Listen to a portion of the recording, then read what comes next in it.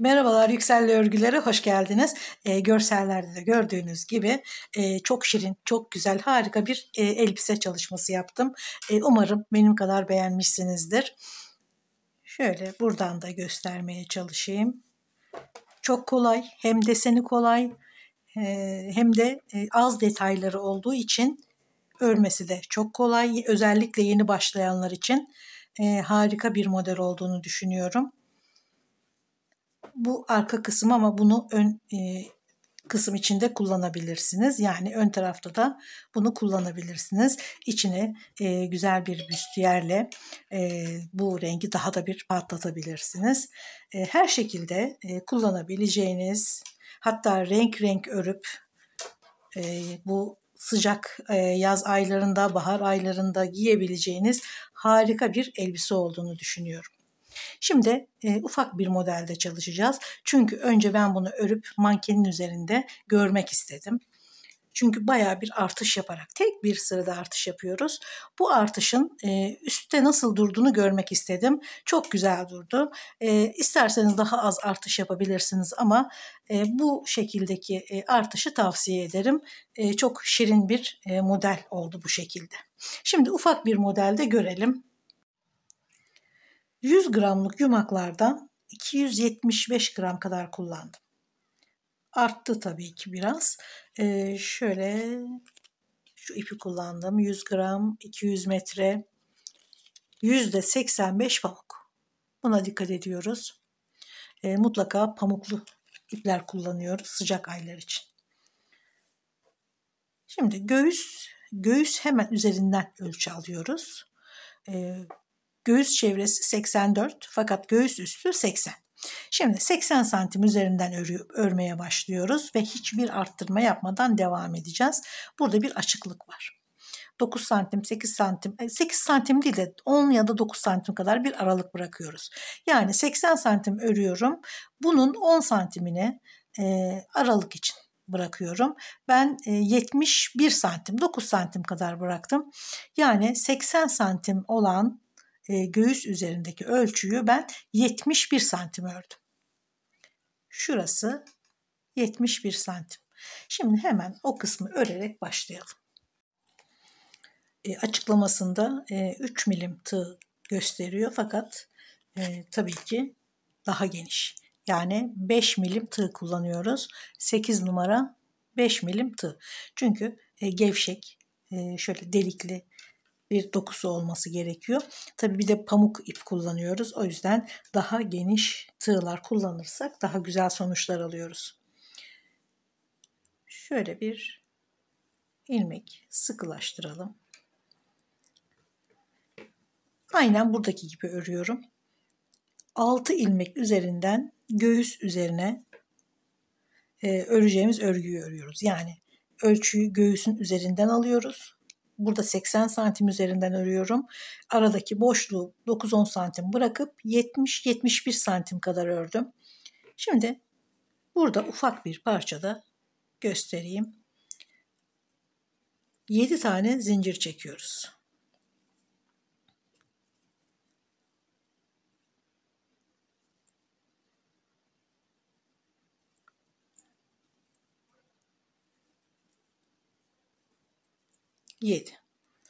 Artı bir zincir çekiyoruz. Bir üst sıraya çıkabilmemiz için. Doluyorum ve şuradaki 7. zincire batıyoruz. Şuradaki artı 1'di.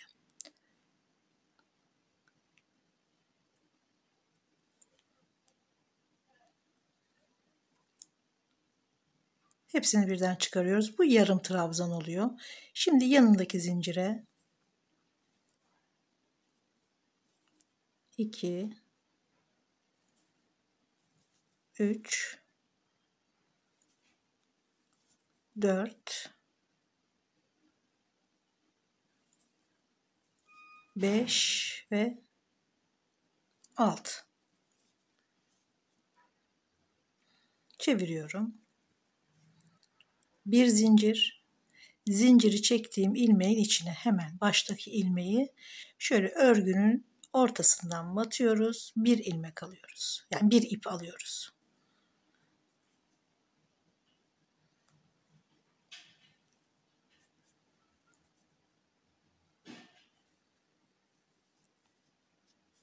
3,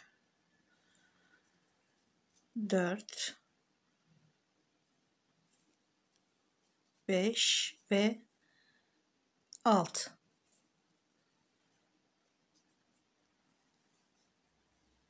Gene bir zincir. Zinciri çektiğimiz ilmeğin içine gene ortadan batıyoruz. Bir ip alıyoruz ve gene aynı şekilde her ilmeğe bir kere yarım trabzan örüyoruz. Son ilmek,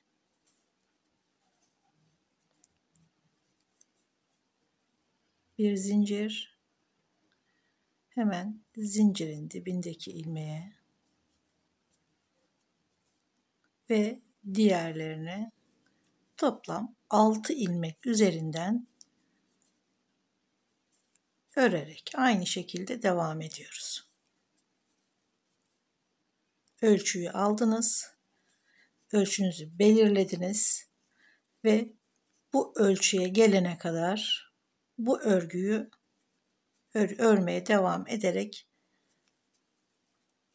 göğüs üzerindeki örgüyü tamamlıyoruz.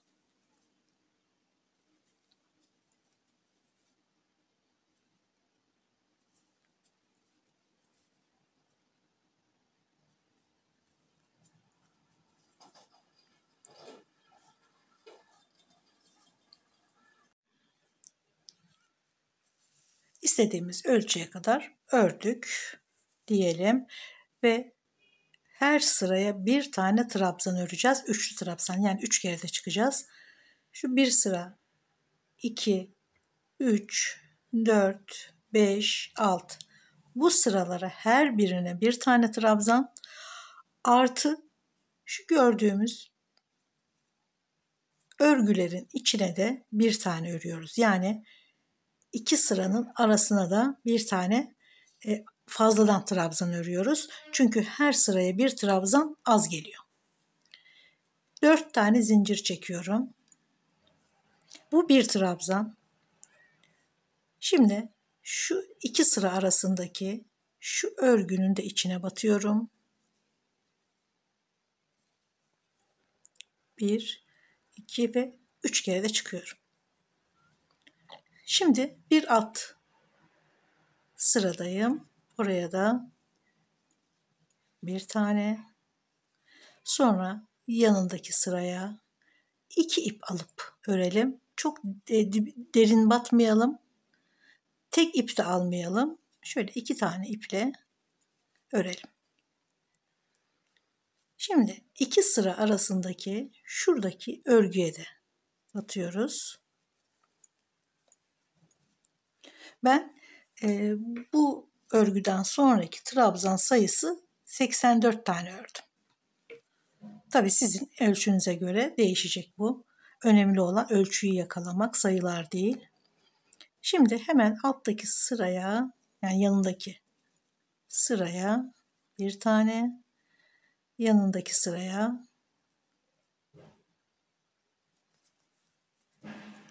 her sıraya bir tane, bir de 2 sıra arasındaki şu örgünün içine bir tane. Bu şekilde trabzanları tamamlıyoruz. Bakın 1, 2, 3, 4, 5, 6 ama biz ne yaptık? 2, 4, 6, 8 tane ördük. Çünkü aralara da arttırmalarımızı yaptık. Tamamladım. Siz de kendi bedeninize göre, ölçünüze göre trabzan sayılarını öreceksiniz. Burada sadece fikir vermek için söylüyorum sayıları. Önemli olan ölçüyü yakalamak. Güzel ölçüyü güzel bir şekilde yakalamak ve bu ölçü üzerinden devam etmek. Şimdi dediğim gibi ben 84 tane örmüşüm. Bu yeterli olmuş modele göre, yani mankene göre ördüğüm için. O ölçü üzerinden devam ettim. Şimdi gene üçlü trabzanlarla artık devam ediyoruz. Ve trabzan sayısı da çift olsun yeterli. Şimdi çeviriyorum. Şöyle göstereyim şurayı da.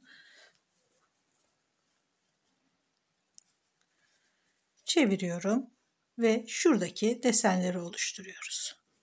Zaten bir sıra trabzan, bir sıra desen, bir sıra trabzan, bir sıra desen olarak devam ediyor. 1, 2, 3, 4 tane zincir çekiyorum. Bir tane ilmeği atlıyorum diğerine. 1, 2, 3. Bir kere doluyorum ve boş bıraktığım, atladığım ilmeğe dönüyorum. Diğer trabzana çaprazlıyorum. Gene bir tane atlıyorum diğerine.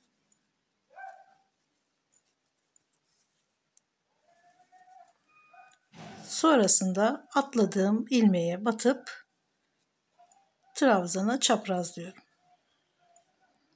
Bir tane atlıyoruz diğerine.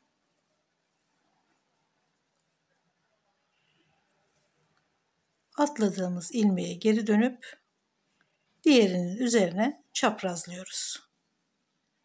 Gayet kolay gördüğünüz gibi.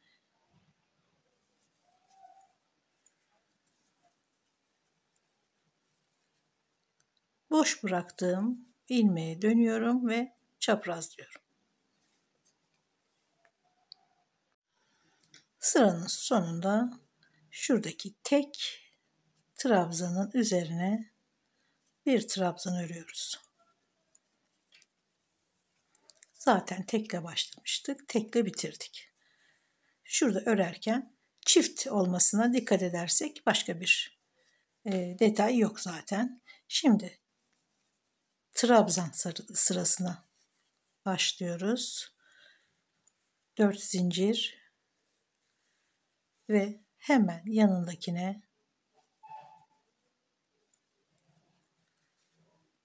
şu ilk trabzan oluyor. Buraya başka örgüler yapmayın sakın başlarken. Mesela bir zincir, iki zincir sonrasında trabzan yapıyorlar. Şurayı çok kalınlaştırıyorlar. Bunlar giysilerde pek iyi durmuyor. Ne kadar az örgü örersek, ne kadar az iplikle devam edersek o kadar ince ve gevşek, yumuşak dokulu giysiler olur. Şuraları hiç fazla iplerle, örgülerle doldurmayalım. Bu giysi için yeterlidir. Şimdi devam edelim. Her trabzanın üzerine bir trabzan. Sıkmadan mümkün olduğu kadar gevşek örüyoruz. Ve sıra bitimine kadar trabzan örüyoruz.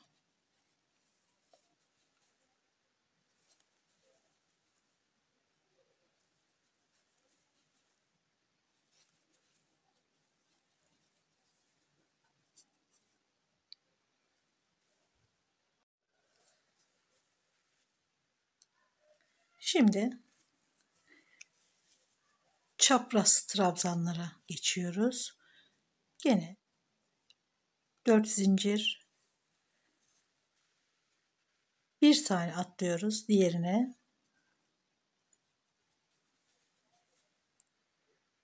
Atladığımız ilmeğe dönüyoruz. Çaprazlıyoruz.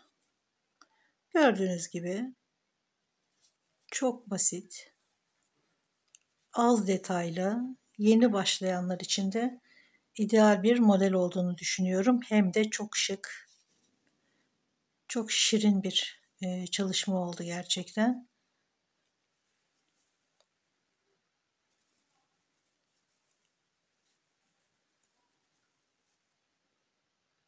Boş bıraktığım ilmekten trabzanı çaprazlıyorum.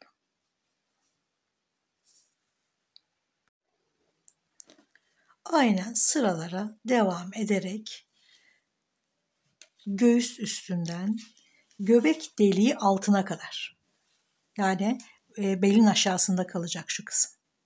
Göbek deliğinden sonra şöyle 1-2 santim sonra şuradaki artışı yapacağız. Gene ördük, ördük, ördük ve göbek deliğinin hemen 1-2 santim altına kadar geldik ve trabzan sırasında, yani şurada artış yapıyoruz. Hemen gösteriyorum. Bir de örgünün hangi yüzünü beğeniyorsanız o tarafını kullanın. Ben bu tarafını kullandım. Yani trabzanlar düz gözüküyor, çapraz trabzanlar ters gözüküyor. Böyle böyle ördüğümüz için şurası düz, zaten örgüde de gözükür. Elinizde de alınca da anlarsınız. Ben bu tarafı kullandım. Belki sizin bu taraf hoşunuza gider. Çaprazlar düz, düz trabzanlar da ters. Bu taraf daha güzel gibi geldi bana. Tabii siz bilirsiniz. Hangi tarafı isterseniz kullanabilirsiniz. Çünkü her iki tarafı da aynı. Sadece örüş olarak trabzanlar ters, çaprazlar düz duruyor. Aynı şekilde burada da tam tersi. Şimdi artışlara geçelim. İlk trabzan, ama burada da artış yapıyoruz tabii ki.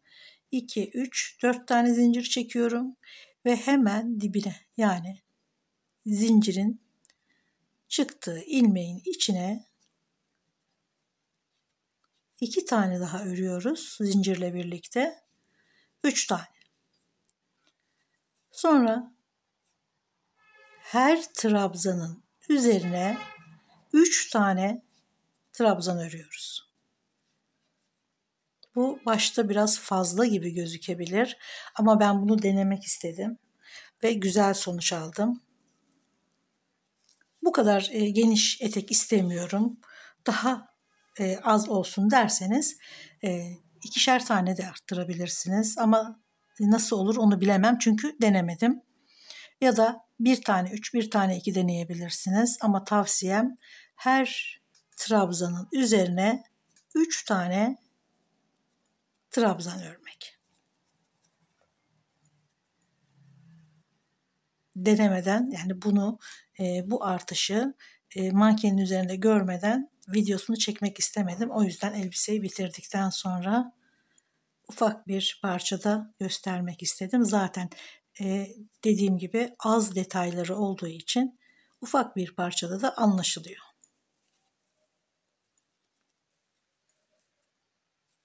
Her ilmeğe 3 tane trabzan. 3 kere de çıktığımız üçlü trabzan.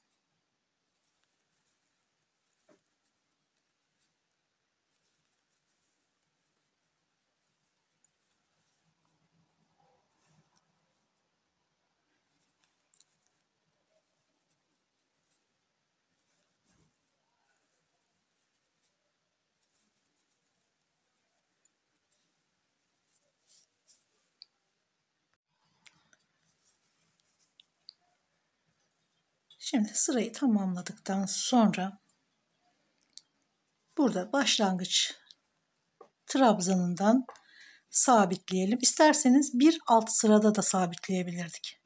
Şurada da. Bittiği zaman şöyle sabitleyebiliriz. İsterseniz bir alt sırada da onu yapabilirsiniz. Ben bunu örerken burada sabitledim. Ama bir üst sırada da olabilir. Şöyle. Şimdi gide gele ördük. Zaten desen de bu şekilde güzel duruyor. Gene gide gele örüyoruz. Sabitledik fakat şimdi çeviriyoruz. Burada çapraz trabzanları öreceğiz.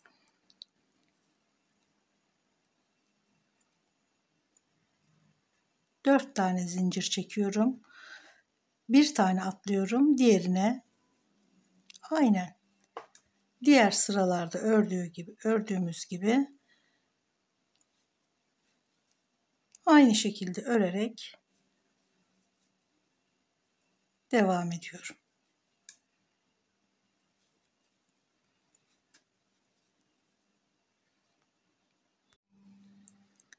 Sırayı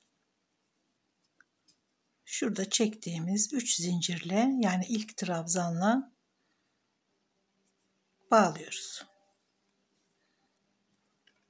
çeviriyoruz. 4 zincir ve her trabzanın üzerine bir tane trabzan örerek devam ediyoruz.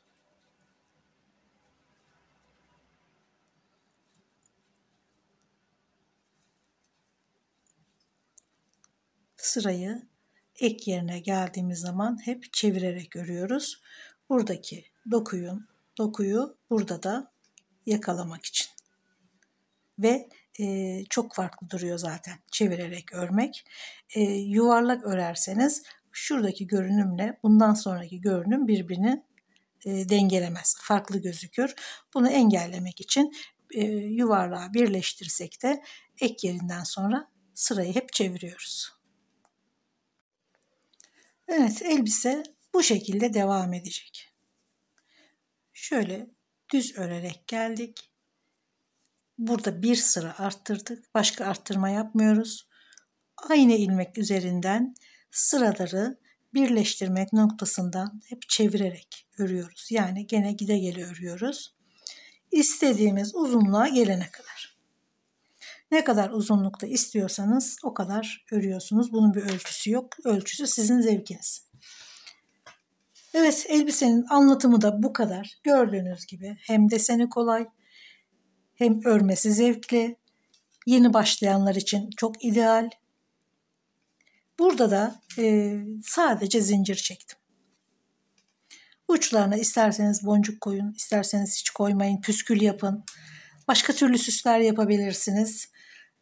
O da sizin yaratıcı gücünüzle alakalı. Buralara çeşitli süslemeler yapabilirsiniz. Ama elbise o kadar şık, o kadar cici, şirin bir model ki başka süslemeye de pek gerek kalmıyor. Güzel bir kemer olabilir. Kemer çok yakışır. Özellikle metal ya da deri ama çok ince. Özellikle de metal yakışacağını düşünüyorum. Güzel bir kemer takabilirsiniz. Hafif boncuklu olabilir. Umarım benim kadar beğenmişsinizdir. Videolarımı beğeniyorsanız ve bundan sonrakileri de izlemek isterseniz beğenmeyi ve abone olmayı lütfen unutmayın. Görüşmek üzere. Sağlıkla kalın.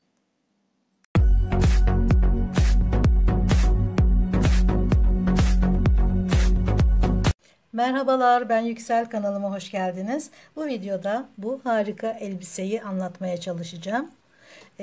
Koltuk altına kadar ben ördüm.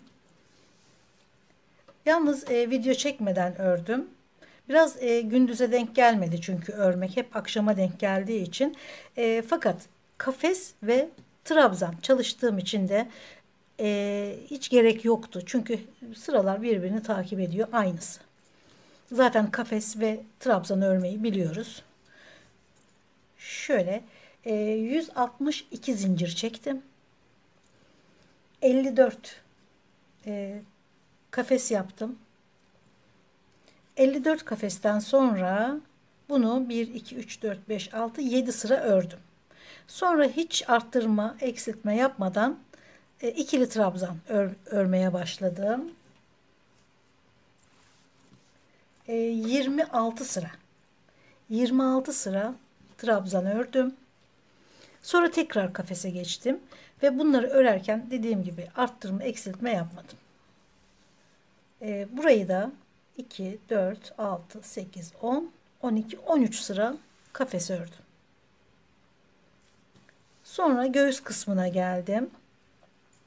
Şimdiye kadar 2, 4, 6, 8, 10, 12, 13 sırada şu koltuk altına kadar örmüşüm. Trabzan, kafes, başka hiçbir şey yok. Etek ucunda 162 zincirle başlayıp 54 kafesle başladım dediğim gibi ve hiç arttırma, eksiltme yapmadan koltuk kesimine kadar geldim. Koltuk kesiminde de zaten fazla bir şey yapmayacağız. Sadece 3 sıra öreceğim. 3 sıra sonra zaten elbise bitiyor.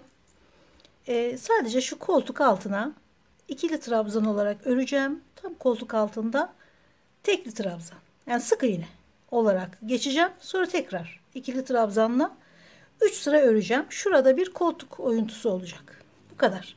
Yani yegane zorluk koltuk altındaki ikili trabzan değil de sık iğne ile geçmek. Şu kadar bir yeri. Koltuk oyuntusu yapmak. Bu kadar kolay. Çok basit. İlk defa örecekler bile çok rahat örer. Yani en fazla 2 gün. 2 günde bitecek bir elbise.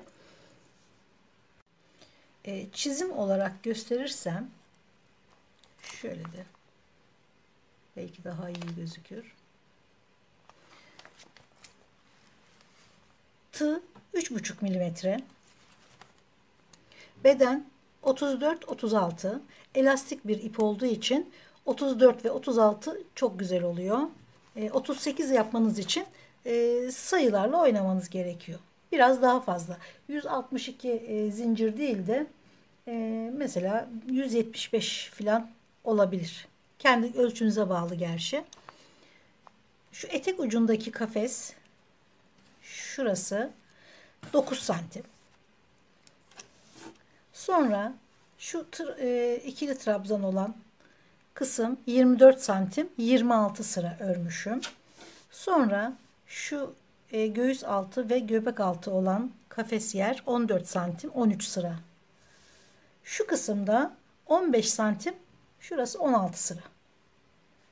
Şöyle bir daha tutayım isterseniz ölçü için. Bu ortalama bir 34-36 beden. Bedeninize göre ölçüp o şekilde yaparsanız daha iyi olur tabii ki. Başladığım gibi bitirdim ben. Eğer kalçalarda daha bir genişlik varsa, çünkü vücut ölçülerimiz işte elma tipi, armut tipi değişiyor. Bir yerimiz bir yerden daha fazla ya da daha ince olabiliyor. O yüzden şuralarda daralma, buralarda genişleme, istediğiniz şekilde oynayabileceğiniz bir model. Çünkü desen yok. Desen takibi yok. Sadık kalacağımız bir nasıl takip etsek de modeli deseni nasıl bozmadan genişletsek ya da daraltsak diye bir sorun yok. İstediğiniz şekilde. İstediğiniz kadar geniş yapın, istediğiniz kadar uzun yapın. İsterseniz dekoltesini azaltın, çoğaltın. Şu kısmı tamamen isterseniz trabzan örün ya da daha küçük, daha dar bir dekolte koyun. Ya da bunu tamamen kafes örün. Plaj elbisesi olur. Tamamen trabzan örün. Örerseniz de hiçbir dekoltesi olmadan dümdüz bir elbise olur. Bu da çok fazla dekoltesi olmayan, günlük çok güzel giyebileceğimiz bir elbise.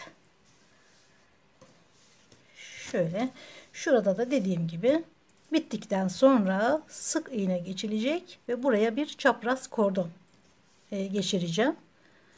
Elbisenin tamamı bu kadar. 2 günde de bitirip giyebileceğiniz bir elbise. İpinden bahsedersem bunları bir dükkanda ihraç fazlası olarak bulup aldım. Bu çok kaliteli bir ip. Markası yok ama iyi bir marka olduğunu tahmin ediyorum. Gerçekten çok yumuşacık bir pamuk ip ve içinde floşlar var. Kendinden zaten düz örgüye müsait bir ip. Bu desende çok ortaya çıkmaz. Düz örgüde çok güzel kendisini yansıtıyor. Pırıltıları çok güzel ortaya çıkıyor, floşları. Düz bir yani basit bir desen olduğu için de çok güzel efektleri var içinde floşların. O yüzden de desen koymadım elbiseye. İpin kendi dekoru, kendi efekti zaten son derece şıklık kattı elbiseye. Tabii ki bu ipten marka da söyleyemiyorum çünkü. Floşlu ip çok var ama. Hafif de biraz şöyle esnek bir ip. O yüzden elbise çok güzel duruyor vücutta. Siz de böyle içi floşlu, hafif esnek iplerden bulabilirsiniz ya da 3,5 numarayla örebilecek herhangi bir iple de örebilirsiniz. 3,5 milimetre tığ kullandım çünkü. Şimdi şu basen kısmı iç gösteren bir örgü olmadığı için bunu rahatlıkla giyebiliriz. Fakat iç gösterdiği için değil, örgü olduğu için belki yürürken bir toplanma olabileceği için, gerçi bu kendini bırakan bir ip, toplanması çok kolay olmayacak ama gene de içine şu sadece trabzan olan örgünün içine bir astar, kaygan bir astar koyarsak ya da kumaş yapıştırıcısıyla yapıştırabilirsiniz. Kafes kısımlarından gözükmeyecek şekilde sadece şu basen kısmına yapabileceğiniz bir astar elbiseyi kullanımını çok çok çok rahatlatır ve duruşu da değiştirir. Çok güzel durur elbise. Hafif, şurası biraz ip yiyor. Kafes gibi değil. Buraları hafif örgü. Buraları biraz daha ağır bir örgü. Şu kısmı sarkmasını önler. Elbiseyi aşağı çekmesini önler. Vücutta toplanmayı önler ve güzel gösterir. Şuraya yapacağımız astar çok değer katar elbisenize. Üşenmeyin. Şu küçük bir bölüme astarı yapın. Şimdi koltuk altının örümüne başlayalım ve elbiseyi bitirelim. Koltuk altına gelecek olan yere şöyle işaret aldım. 12 ilmek ayırdım. İşaretlediğim yere kadar ördüm.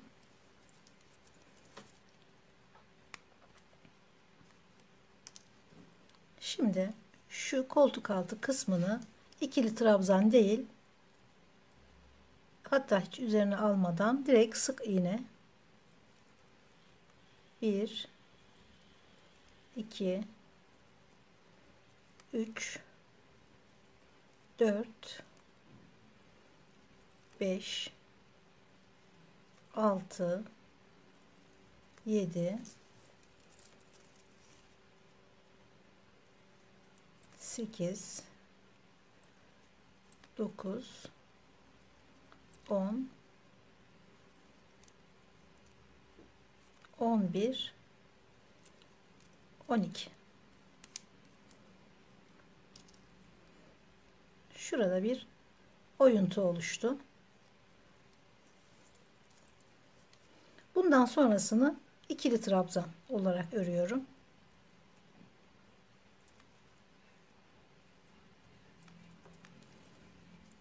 Şu sırt kısmını örüp tekrar diğer koltuk altına kadar gelip gene aynı şekilde şuraları sık iğne örüyorum başa kadar. Sırayı tamamladım. Her iki koltuk altı oyuntusunu ördüm. Tekrar dönüyorum şimdi.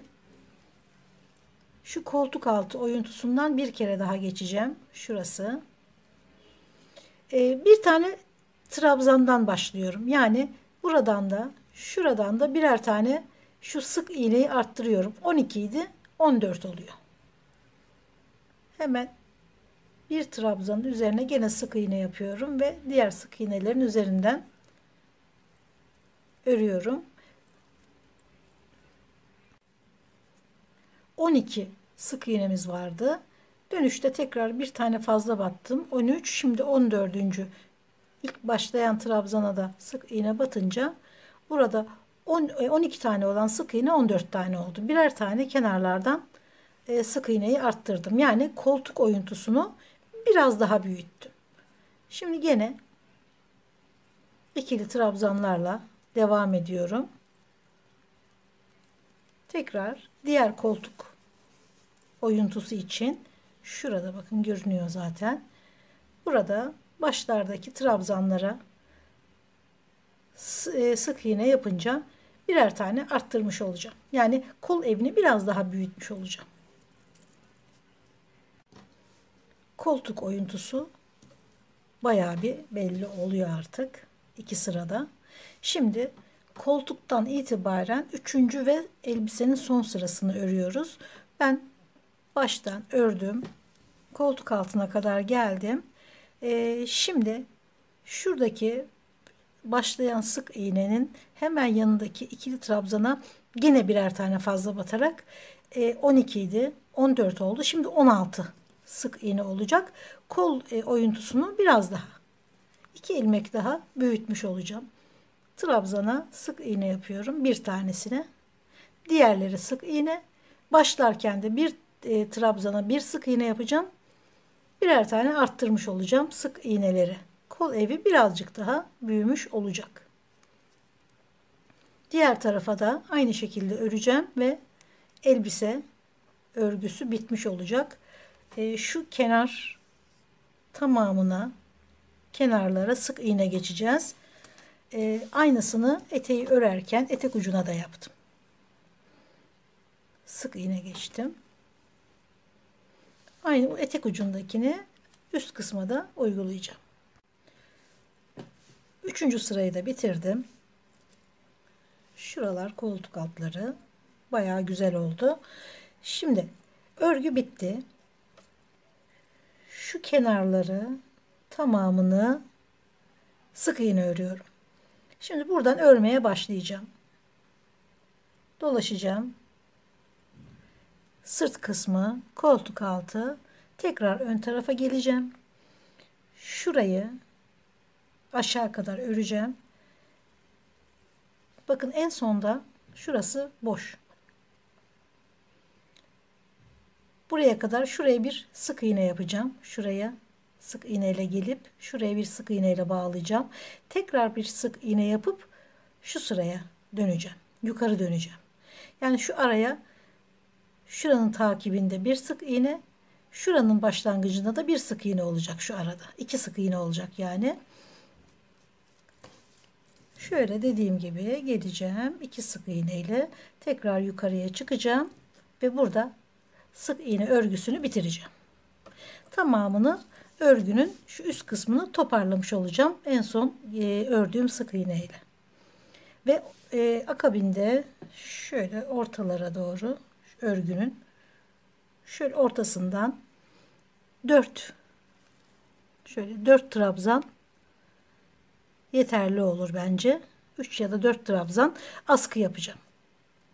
Askılarını öreceğim ve bitecek. Örerek geldim.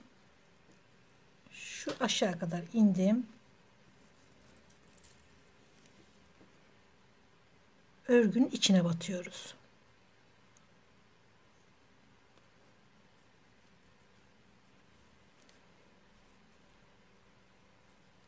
Boşluklara değil, örgünün içine batıyoruz. Şimdi şu boşluğa batabiliriz. Bir tane battım. Bir tane daha batıyorum. Ve hemen diğer tarafı örmeye başlıyorum. Bir boşluğa denk gelen örgünün içine bir tam ortadaki trabzanın başladığı örgünün içine.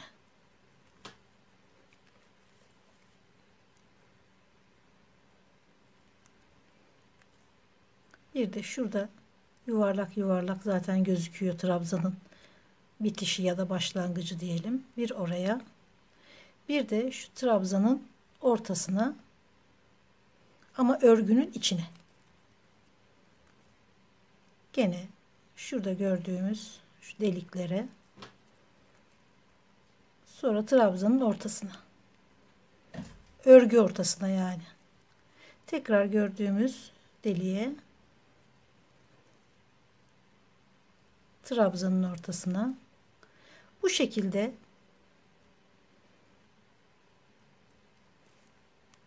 başa kadar örüyoruz.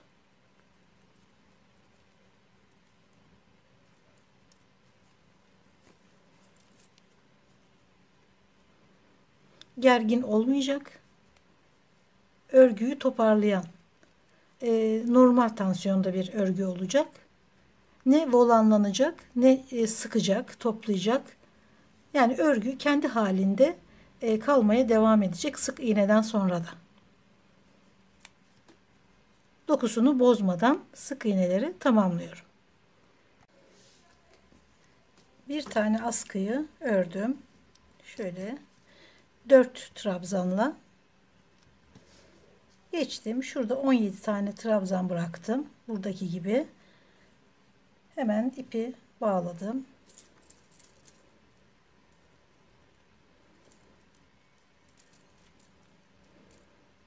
İpi de içinden yürüterek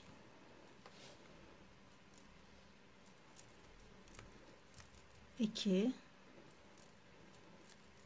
3,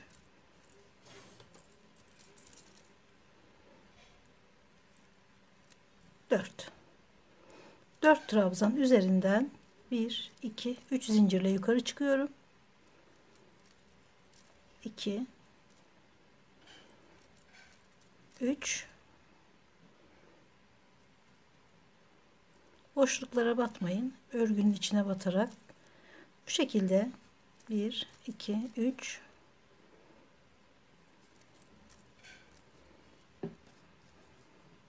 Yeterli uzunluğa geldikten sonra sizin ölçünüze bağlı ne kadar uzun yapacağınız. Arka kısma şuraya tutturuyorsunuz hemen.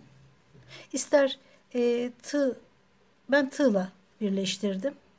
Örerek birleştirdim. İsterseniz dikin. Ben şimdi örmeye devam ediyorum. 25 sıra ördükten sonra tam arkasına denk gelecek. Şöyle şurada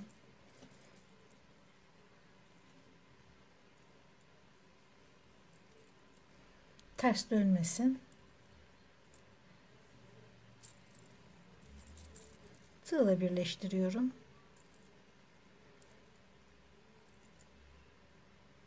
Karşılıklı, hatta ilmek almadan kaydırarak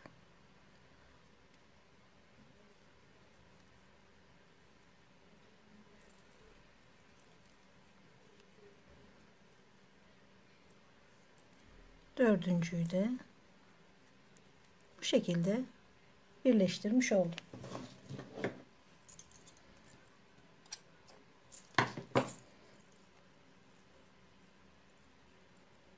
Arka tarafı alıp ipi burada kaybedeceğim.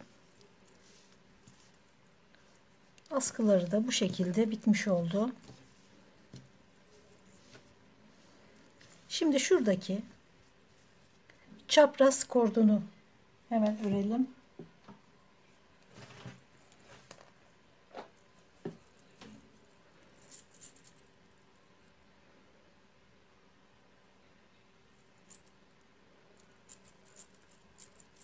Yeterli miktarda zincir çekiyorum. Üzerine sık iğne ile tekrar döneceğim. Şuradan geçireceğim. Şöyle çapraz çapraz yetecek miktarda zincir çekiyorum. Yeterli zinciri çektim. Büyükçe bir zincir. Önce uçlarına birer fıstık yapmam gerekiyor. 1, 2, 3. Şu dördüncüye bir ilmek, bir daha aynı yere 2, 3, 4, 5 yeterli. Topluyorum. Kilitliyorum. 1, 2, 3 zincir çekiyorum. Hemen dibine başladığımız yere bağlıyorum. Fıstığımızı yaptık. Şimdi bundan sonrası kaydırma yöntemiyle sık iğne kalın oldu. O yüzden bu şekilde ince bir kordon yapmamız gerekiyor. Kaba olmaması lazım. Sık iğneyle denedim. Biraz kalın geldi. En güzeli kaydırma yöntemiyle bu şekilde biraz ince ip olduğu için zorlanıyoruz ama sonuçta güzel olacak.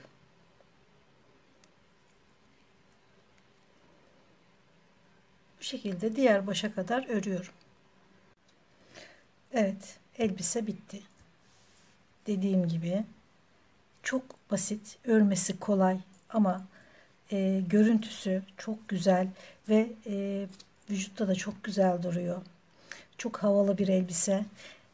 Bir de ölçüleriyle istediğiniz gibi oynayabileceğiniz, desen takip etme olmadığı için istediğiniz şekilde örebileceğiniz ve örerken de hiç zorlanmayacağınız gayet kolay, zevkli, 2 günde bitecek bir model.